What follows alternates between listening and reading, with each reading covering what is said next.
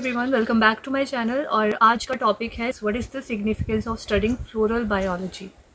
Okay, क्योंकि आज मैं हार्वेस्टिंग कर रही थी। वैसे मैंने आपको क्रॉसिंग और पॉलिनेशन, हाइब्रिडाइजेशन वाली टेक्निक्स में बताया था कि ये मैं इमेस्कुलेशन कर रही हूँ, ये मैं पॉलिनेशन कर रही हूँ। और फिर मैंने आपको दिखाया था कि ये पॉलिनेशन वाले फ्रूट्स बहुत धीरे धीरे बड़े हो रहे हैं और कुछ जो है वो एकदम से बड़े हो गए हैं, है ना, क्योंकि उसमें पॉलिनेशन सही से नहीं हुई है। अब इतने टाइम के बाद मैं जब हार्वेस्टिंग कर रही हूँ तो जो फ्रूट्स हैं जिसमें अच्छे से पॉलिनेशन हो गई थी, उसके सीड्स भी तैयार हो गए हैं, वो ड्राई हो गए हैं, उनमें वो स्टेज आ गई है, वो मैं हार्वेस्ट कर रही हूँ। लेकिन जो वो वाले थे ना जिसमें पॉलिनेशन सही से नहीं हुई थी, वो अभी तक वैसे के वैसे ही हैं, उतने साइज के हैं, ग्रीन कलर के हैं। और मैंने उनको खोल के देखा तो उसमें नो सीड फॉर्मेशन, और कईयों में सीड फॉर्मेशन हुई भी है तो रूडिमेंट्री है, उन सीड्स का कोई फायदा नहीं है। उसके क्या फैक्टर्स हो सकते हैं? या तो स्टिग्मा रिसेप्टिव नहीं था उस टाइम पे, या पोलन वाइबिलिटी खत्म हो गई थी, या सही टाइमिंग पे नहीं किया था।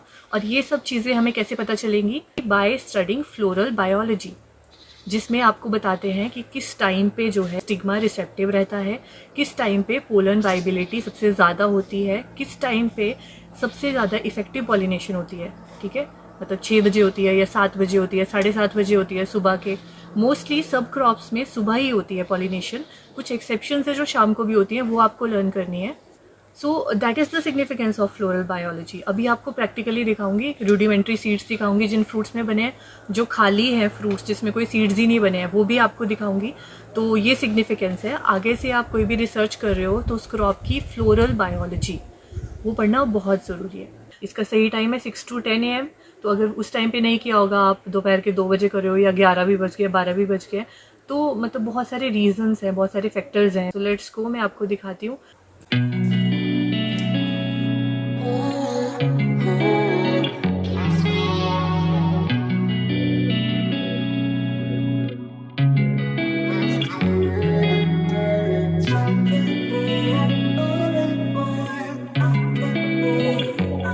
ये देखो इनकी हालत, ये वाला तो सड़ ही गया है, ये भी, और इसके अंदर कोई सीड्स नहीं है, देख लो, कोई सीड्स नहीं है इसके अंदर। सेम सब में सेम, ये भी देखो, इतना ही साइज़ छोटा रह गया है इनका। ओके, इसका साइज़ थोड़ा बड़ा हुआ है, बट इसके अंदर के सीड्स देखो, रूडिमेंट्री हैं, ये किसी काम के नहीं है। ओके, फील्ड वाला दिखाती हूँ। इसको मैंने अभी तक हार्वेस्ट नहीं किया, मुझे लगा ये ग्रीन ही है अभी, बट ये देखो, मैंने इसको तोड़ के देखा, इसके अंदर कुछ भी नहीं है, नथिंग, कुछ भी नहीं है इसके अंदर। उसके अलावा बहुत सारे फ्रूट्स ऐसे भी हैं, ठीक है, जो ड्राई हो चुके हैं। डिफरेंस देखो इन सब के बीच का, ये है जिसमें अच्छे से सीड्स बन गए हैं, देखने से ही पता चल जा रहा है, कंपैरिजन देखो।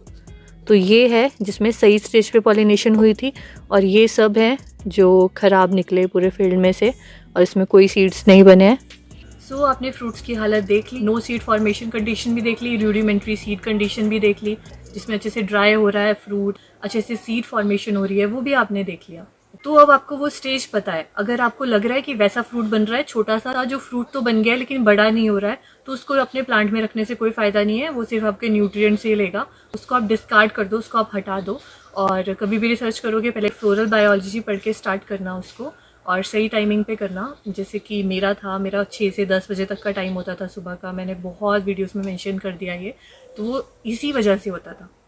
ठीक है, और कई बार ऐसा होता था कि अगर मैंने गलत स्टेज पे इमेस्कुलेशन कर लिया जिन फ्रूट्स में, because research is not about success, उसमें फेलियर्स भी होते हैं। तो यहाँ पे हमने एग्जाम्पल देख लिया, कुछ फ्रूट्स की हालत देख ली आपने, तो अब आपको ये कंडीशंस पता है। अगर आपके भी अगर गलती से पॉलिनेशन सही से नहीं होती है, सही टाइमिंग पे नहीं होती है, क्योंकि 100% एक्यूरेसी कहीं भी नहीं होती है, तो अगर आपको ऐसे फ्रूट्स दिख रहे हैं तो उसको डिस्कार्ड कर दो और फ्लोरल बायोलॉजी पढ़ना स्टार्ट कर दो। अगेन प्रैक्टिकली उसको देखो, कब एंथेसिस होती है, कब फ्लावर ओपन होते हैं, कौन सी स्टेज होती है। तो अभी से उसको स्टार्ट करो, जो भी आपके आसपास क्रॉप लगी है, उसमें फूल लगे हैं, उसमें इमेस्कुलेशन करना सीखो। मैंने अपनी रिसर्च स्टार्ट की थी तो मैंने कभी आज तक ओकरा में इमेस्कुलेशन नहीं की थी, मतलब फर्स्ट 8 to 10 days तो मैं बहुत प्रैक्टिस ही करती रहती थी उन पर, प्रैक्टिस।